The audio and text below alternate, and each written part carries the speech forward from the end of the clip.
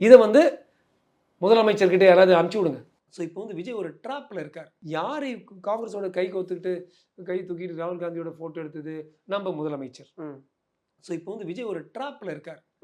பல விஷயங்கள் நம்ம சிஎம் சொல்லும் பொழுது அதுக்கு ஆக்சுவலாக அந்த பிரச்சனை தோண்டி முதல் ஸ்டார்ட் பண்ணி வச்சதே இவருடைய கூட்டணி தான், காங்கிரஸ்.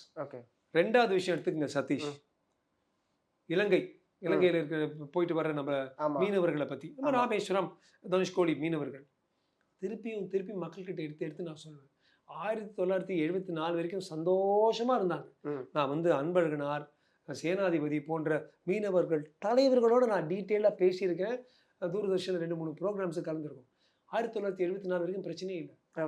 74ல் அப்போ வந்து காங்கிரஸ் கவர்மெண்ட் இருக்கு சென்ட்ரலில், இங்கே திமுக. அப்படியே எடுத்து தார வாத்துடுறாங்க, கச்சத்தீவை கொடுத்துட்றாங்க 74ல். ஆனால் எல்லாரும் கிளியராக பார்த்துக்கணும், 74லேருந்து 76 வரைக்கும் கச்சத்தீவில் நீங்கள் போய் வீடு இதெல்லாம் ஒன்றும் பண்ண முடியாது. ஆனால் நீங்கள் லேண்டு மட்டும் பண்ணலாம். உங்களுடைய போட்டு இல்லை சின்ன கப்பலும் எடுத்துகிட்டு அது வரைக்கும் போய் நின்றுட்டு அங்கே கொஞ்சம் ரீஃபியூவலிங் அது மாதிரி பண்ணிட்டு போகலாம். அப்போ கூட அவங்களால பாவம் நல்ல ஓரளவுக்கு மீனவர்களால் அவங்க வாழ்வாதாரத்துக்கு போது அளவுக்கு இருந்துச்சு. 76ல் என்ன சொல்கிறாங்க இந்திரா காந்தி, கம்ப்ளீட்டாக நீங்கள் தார வாத்துடணும், அது வந்து ஸ்ரீலங்காவுக்கு நம்ம கொடுத்துடணும்.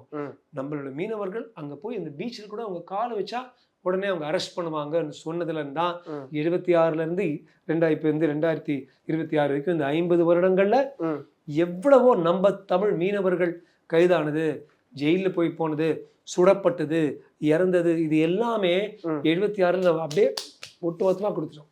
அப்போ ஏன் கொடுத்துட்டோம்? ஏனென்றால் நமக்கு காங்கிரஸுக்கு அப்போ என்ன சொன்னாங்க, காங்கிரஸ் திமுக, நான் உங்களுக்கு 4-5 மத்திய அமைச்சர்கள் கூட அப்படி உருவாகினவன் தான், அது உருவாகிறவர்கள் தான் முரசொலி மாறன் போன்ற ஆட்கள் எல்லாம் அங்கே சென்ட்ரலில் மேலே வந்தது.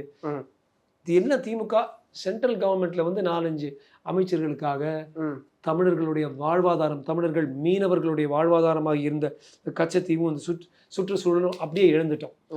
இதை வந்து முதலமைச்சர்கிட்ட யாராவது அனுப்பிச்சி விடுங்க இந்த பதிவை, அவருக்கு தெரியணும். இப்போ அவர் கை கோத்துட்டு, இப்போ எந்த ராகுல் காந்தியோட கை கோத்துட்டு அவர் முதல் ராகுல் காந்தி வந்து நாங்கள் 5 சீட்டு கொடுத்துருவோம்னு சொன்னாங்களே, அந்த ராகுல் காந்தியோடைய பாட்டியால் தான் இவ்வளவு நாம் கஷ்டப்படுறோம் நம்ம தமிழ் மீனவர்களுங்கிறது நான் எடுத்து வைக்கிற முதல் பாயிண்ட். அந்த வரலாறு எப்படி இருக்குது, 50 வருடங்கள் மட்டும் ஏன் கஷ்டப்படுறோம், அதுக்கு முன்னால் ஆயிரக்கணக்கான வருஷங்கள் நம்ம கஷ்டப்படலைன்னா இந்த இந்திரா காந்தி கொடுத்ததுனால தான். He must know that.